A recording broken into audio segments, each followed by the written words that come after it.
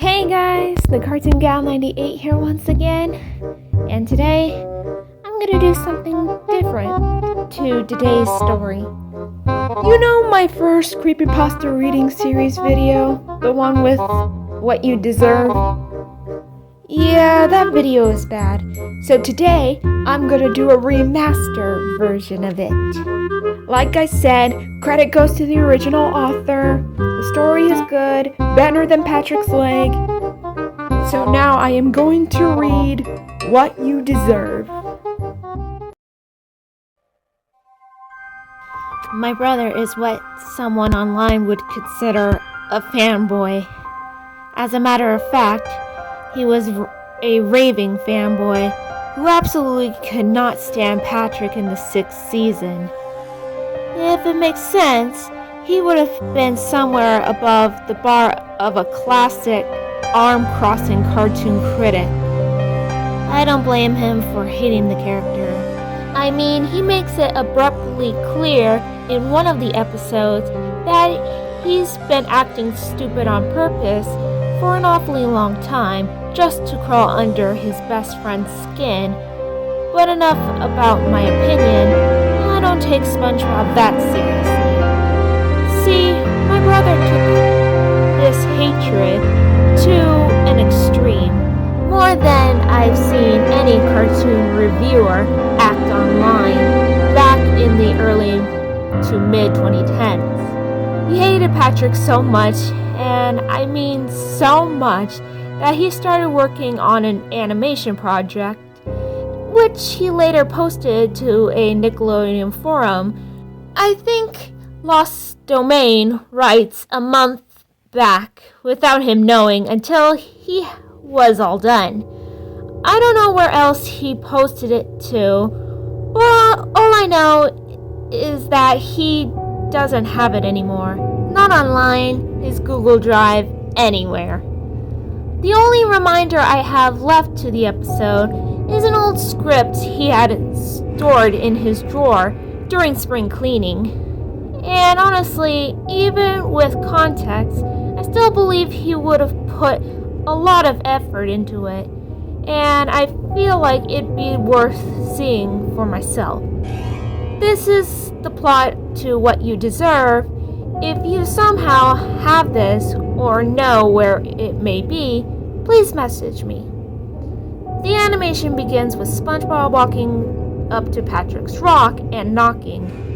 The rock then opens and SpongeBob wraps his arms around Patrick, squeezing tightly before letting go. He asks Patrick if he's ready to go clam boarding with him, to which Patrick replies by telling him that he needs to get his gear first. Squidward is standing outside of his tiki house, sipping on a cup of tea, and sighing with annoyance. He talks to himself about how he doesn't understand why SpongeBob and Patrick are together, after all that they've been through. Maybe it's because ending a lifelong friendship at random would hurt them both, or make one of them feel like more of a jerk than the other. As sounds of rustling come from Patrick's rock, and his house shakes around, forming small clouds of sand around it, Squidward walks up to SpongeBob and actually has a genuine conversation with him. No screaming, no bullshit. SpongeBob calmly greets him. Hi, Squidward! Squiddy? Buddy? Something the matter? SpongeBob, I hate you more than anything in the world, but honestly, I'm surprised you managed to kick it off for this long. Kick it off? Squiddy, what do you mean?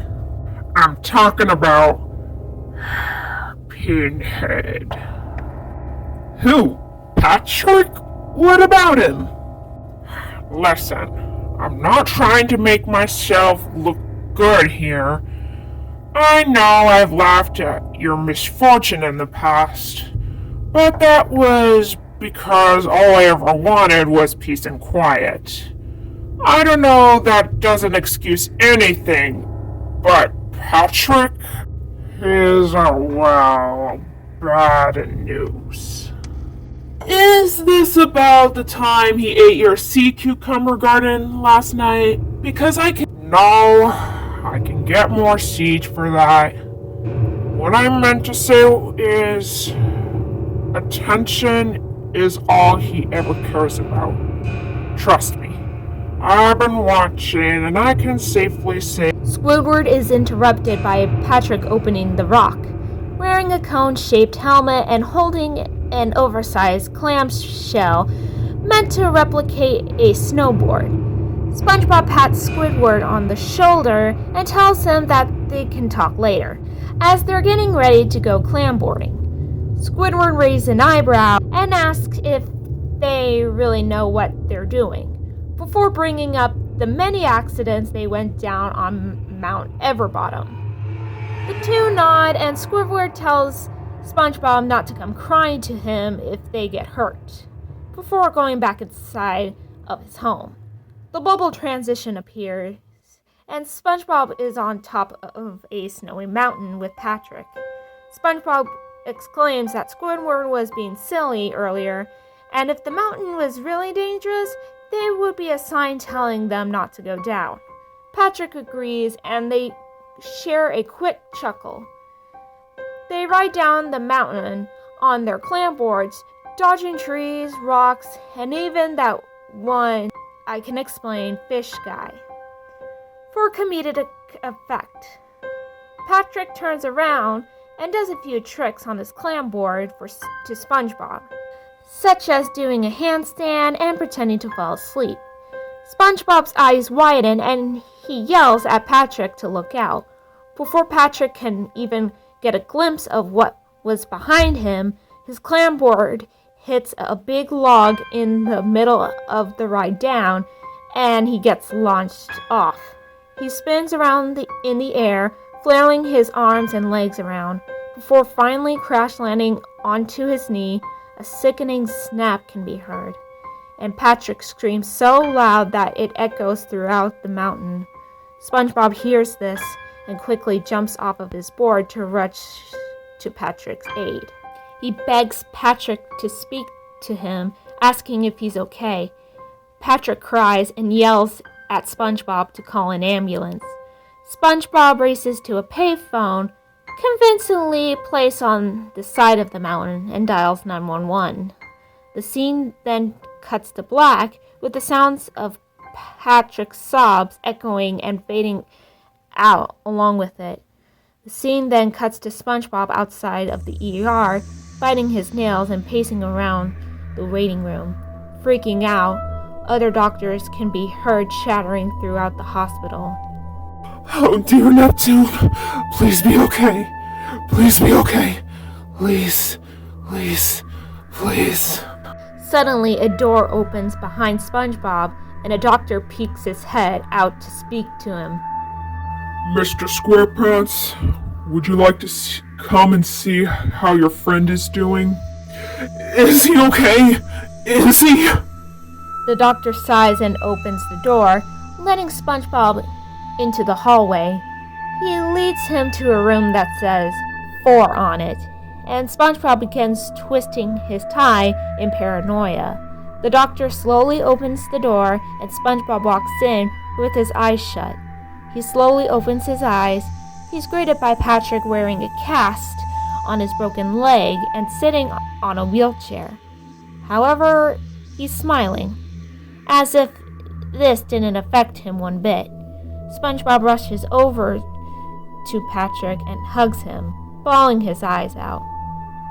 SpongeBob! Oh, Patrick, I'm so sorry. I should have never taken you to that mountain. What was I thinking? I should have listened to Squidward. I was stupid. SpongeBob sobs for a few seconds, and Patrick pats him on the back as ocular streams of tears shoot out from SpongeBob's eyes.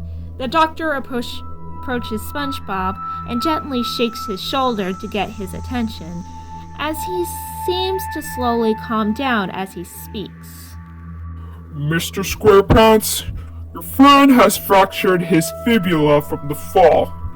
We have estimated that recovery will last at least 6 to 8 weeks. As it is a minor injury, Patrick's leg will regenerate sometime after that time period, but to make sure that he doesn't put too much weight on himself, he's going to need someone to take care of him. I'll do it, Doctor. It's my fault that this happened, so it's the least I can do. Patrick, I'll take you to my place, okay? Try not to move. Patrick gleefully nods. He seemed quite unfazed by the fact that he broke his leg, and that will be emphasized later on in the script. Cue the bubble transition. SpongeBob takes Patrick to his home and rolls the wheelchair inside before picking him up and placing him on his couch. He rolls the wheelchair out of the way and once again apologizes to Patrick for getting him hurt. Patrick laughs and tells him it's fine, as he at least gets an excuse to hang out with him more. SpongeBob stops and thinks for a moment, and then a light bulb appears above his head. He dashes off screen, and within 2 seconds he comes back with a service bell. The kind you would see in a luxurious hotel when you need the receptionist's attention. He informs Patrick that if he ever needs something, like the bathroom or something to eat, just give him a ring and he'll be there in no time. Just as he walks off, Patrick rings the bell and SpongeBob comes back asking if he needs anything. Patrick tells him that he was just testing to see if it worked. The first day goes somewhat well for SpongeBob. Oh yes, he had to bathe, feed, and clothe Patrick. He wasn't very demanding during the first day. Before bed, they even had popcorn and watched a movie together. A shot of SpongeBob's house shows up, the setting goes dark, and then back to daylight again a few times, signifying that around a week passed.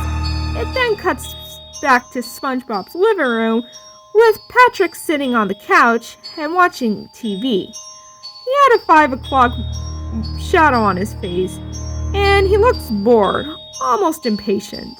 On the TV is some sort of comedy show with a bunch of sock puppets. Patrick rings the bell, and SpongeBob comes dashing in.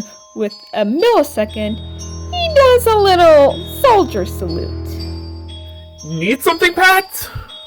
I'm hungry. I want pizza. Can you say please? Pizza. No, Patrick. Please. I don't want a lecture, Sponge. I just want pizza for dinner. No questions asked. Just pizza.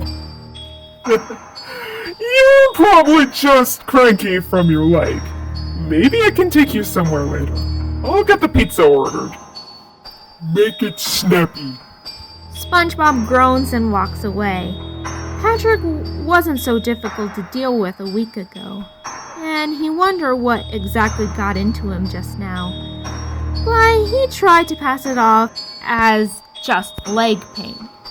He rings up a pizza place and orders a box of pepperoni pizza with a side of breadsticks. Once he hangs up, he hears the bell ring again. Patrick, the pizza won't be here until 1 barnacle chips. But I just ordered you pizza! I'm starving, and I need to snack the past of time. Just go get it. You don't have to nag so much. Just be patient. Stop yelling at me, SpongeBob. Why are you treating me like this after I broke my leg? You caused this. SpongeBob inhales, then apologizes before going into the kitchen to get a bag of barnacle chips from his pantry. As he's about to hand him the chips, he hears a knock on the door. SpongeBob tosses the chips onto Patrick's lap and walks over to answer it. Oh, Squidward, hey! Just came to check up on things. I heard Patrick's in a wheelchair now. Gotta take care of him. It'll take a while, but I'm sure he'll get better eventually. Well, I told you not to go to the mountain, didn't I? I warned you that this would happen. I know that, Squidward, I know. You don't have to remind me that I'm a terrible listener, okay? I just wanted us to have something fun to do, an excuse to get out of the house during the weekend. And I didn't come up with any other options. I'm sorry, okay? Why are you apologizing to me? Never mind. How is the Krusty Krab doing? Did Mr. Krabs find someone to handle the grill while I'm away? Krabs hired Sandy to work the grill. She said she's been watching you for a while, and she practiced making her own patties at home. Neptune bless her. I was afraid that the place was gonna go down the gutter, but if she's handling the kitchen, I'm happy. SpongeBob, the remote's too far! I'll be there in a minute, Pat! Squidward's eyes squint, and he exhales, before rubbing his forehead in frustration. There is a moment of silence between the two. Then a fish dressed in all red comes by with a pizza and to-go box. Upon seeing him, Squidward takes his tentacle off his face and says one last thing to SpongeBob before heading home. You're gonna break eventually. Just as SpongeBob reaches into his wallet to pay for the pizza, Patrick patiently barks out his name. He then quickly tosses the money in the delivery fish's fin and tells him that his tip is $5 before slamming the door. Gary suddenly slithers up to SpongeBob and lets out some sarcastic meows. Care Bear, I know Patrick's getting hard to handle, but let's try to give him some time to adjust. He did get into an accident after all. Meow. A montage plays of Patrick making SpongeBob's life a living hell by forcing him to take him to crazy places on his wheelchair, buying tons of food, and even turning him into his entertainer. In a few of the clips, Patrick seems to be grabbing his leg and bellowing while sitting down, presumably to guilt trip. A time card pops up 12 weeks later. Patrick's eyelids are now a much darker shade of purple, and there are visible bags underneath him. Even after weeks, he's still sitting on SpongeBob's couch and watching TV, while at the same time tiresomely playing with a bouncy ball, throwing it at the wall and catching it again. There are sound effects of cooking ambience coming from SpongeBob's kitchen, which is the only area fully lit up. He rings the bell, and SpongeBob comes trudging in, sweating. Dinner's almost ready, okay? Can't you wait 5 minutes? Will 5 minutes heal my leg? I don't know what will make your leg feel better, okay? I took you to the doctor after 8 weeks, and it still hurts when you try to walk, so he told us just to wait it out. And whose fault is that? I swear to Neptune, if you remind me of that mountain one more time! SpongeBob is about to continue speaking, but then he groans and hurriedly marches back into the kitchen to finish the food. Patrick continues playing with the ball and then sticks it into his mouth, gnawing it like a dog. It slips from his teeth and goes rolling on the floor. He pounces in front of the TV to get the ball, gently pawing it like a cat, before standing up and putting it into his mouth again. Yes, Patrick stood up, with his cast still on his leg.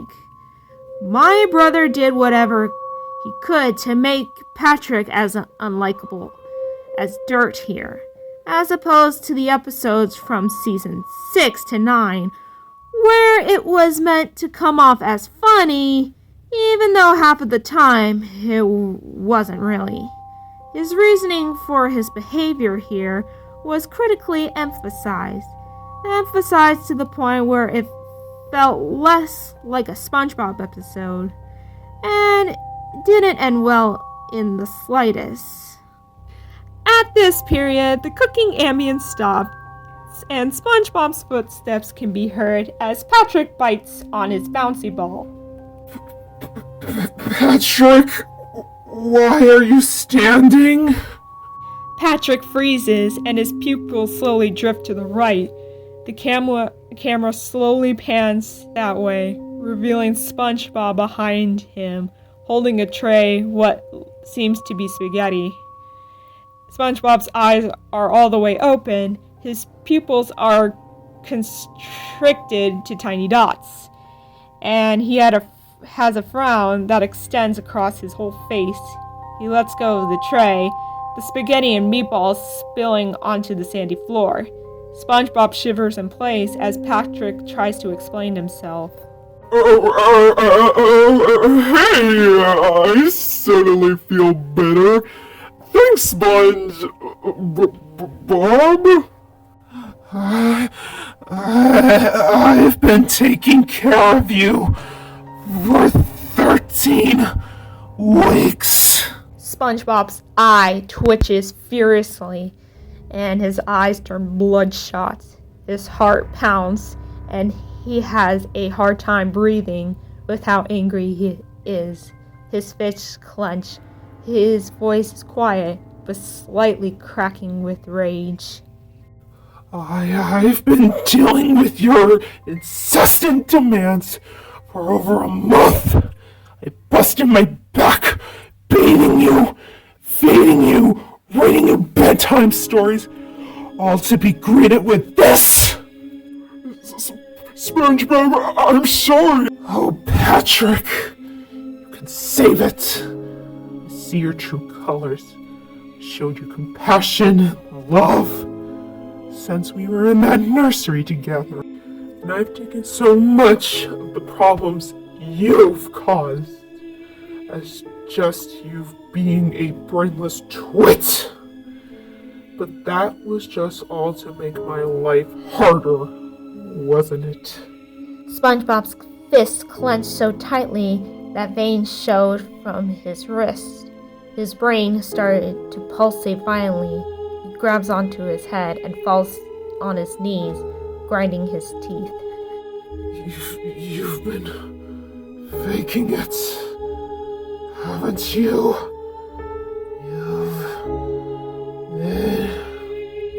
Patrick shivers. He's seen SpongeBob get mad, but never this mad. This wasn't just some slapstick loony freakout. This was akin to a mental breakdown after dealing with so much torment. SpongeBob, I know what I did was wrong, and I'm sorry. Let me make it up to you. You're only sorry you got caught, Pinhead. SpongeBob finally stands up and slowly approaches Patrick, his fingers twitching into crooked directions. He raises his hand, pointer finger upwards, and opens his mouth, about to say something. Despite how much he wanted to spit out the truth to Patrick, he just couldn't. It almost as if he felt angry, but sympathetic at the same time. On one hand, he wanted to slap Patrick until his head flew, but on the other, he felt awful for wanting to end their connections. They're supposed to be friends forever until the end of time. What happened? SpongeBob lowers his hand and collapses on the ground in a fetal position, snorting and gasping with despair.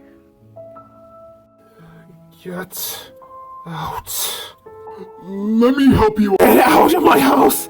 I can't even look at your face the same way anymore without thinking of all the lies! Get out, you barnacle fuck! SpongeBob points to the doorway as Gary approaches him. He curled up against SpongeBob's torso and gave Patrick a disappointed glare, even hissing at him. He knew this would happen. The warning just wasn't enough. The scene fades as Patrick trudges out of SpongeBob's doorway with his head slumped downward, shutting the door. Another time card slowly came into view. 1 day later. Patrick sat at a table by himself at the Krusty Krab, his face very droopy and dejected. Kamakawa B played on, and Patrick deeply sighed. Sandy comes by and tosses a Krabby Patty on his table before marching back to the kitchen, growling under her breath. Patrick looks down at his Krabby Patty and pulls off the bun. He sees the pickles, ketchup, and mustard all matted on top of a slice of cheese. The condiments on his patty started to morph into what looked like doodles of him and SpongeBob. They frolicked and played. The pickles would act as jellyfish, and so forth. It was all like Patrick was looking back on his memories and realizing what he has become after so long. He lived long enough to see himself turn into a monster, a person with no regard for other people and only himself. And now his one and only best friend is now gone. The regret started to seep in, and his eyes watered, but he rubbed them in an attempt to keep himself from crying. Mr. Krabs chased Plankton, still carrying the formula, but the two looked bored out of their mind, almost devoted. By what they were doing, Mr. Krabs eventually got in front of Plankton, blocking his way out, but instead of grabbing him with force, he held out his claw for Plankton to hop on. Mr. Krabs stepped outside and looked Plankton in the eye. The two shared a groan. He hasn't answered any of me calls today. It's just not the same without the old sponge kid following along. Ain't it, Sheldon? Yup. Wasn't I supposed to be the evil one? What happened to that? I don't know, pal. I don't know. Alright, Eugene, feel free to launch me whatever. Mr. Krabs proceeded to pull back Plankton's lower body like a slingshot and letting him go, launching him over to the chum bucket before walking back to his office. Squidward then comes up to Patrick's table. Patrick lifts his head up and sees the squid lean over to where his face met his. The look he gave Patrick said it all. How he disliked him from the very beginning, and the incident that went downhill that day before proved his point. He scoffed and pulled out a notepad before writing something on it. Mr. Krabs says when you're done eating your slop, don't come back. Squidward placed the piece of paper on the table and walks back over to his station to work the register. Patrick looks up at the piece of paper and picks it up. One last message along with the price of his food is shown before Patrick's face becomes sodden with tears and the animation fades to black. Karma's a bitch, isn't it, Sea Star?